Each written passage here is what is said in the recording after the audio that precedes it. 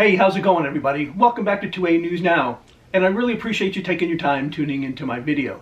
A U.S. appeals court ruled people convicted of nonviolent crimes shouldn't face a lifetime ban of owning firearms. A U.S. appeals court ruled Tuesday that nonviolent offenders should not face lifetime gun bans. The latest fallout from the recent Supreme Court's decision that instructs judges to look at history and tradition to weigh the constitutionality of gun control laws. In an 11-4 vote, the Third Circuit Court of Appeals sided with a man who pleaded guilty to misstating his income to receive $2,500 worth of food stamps for his family all the way back in 1995. While the case involved a misdemeanor and Brian Range only received probation, he faced up to 5 years in prison. That potential penalty triggered a Pennsylvania ban on gun possession, people facing at least a year in prison, the 11-4 majority reversing a lower court decision. In the wake of the Supreme Court's Bruin decision,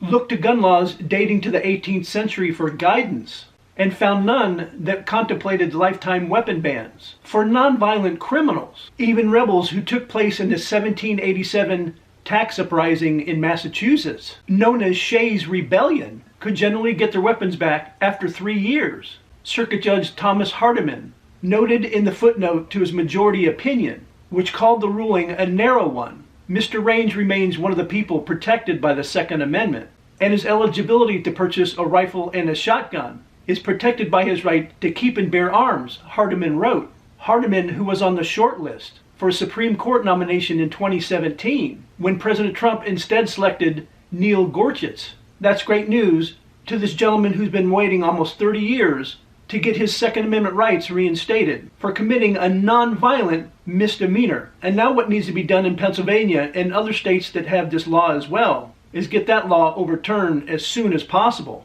As always, I would really like to hear your thoughts about the video in the comment section down below.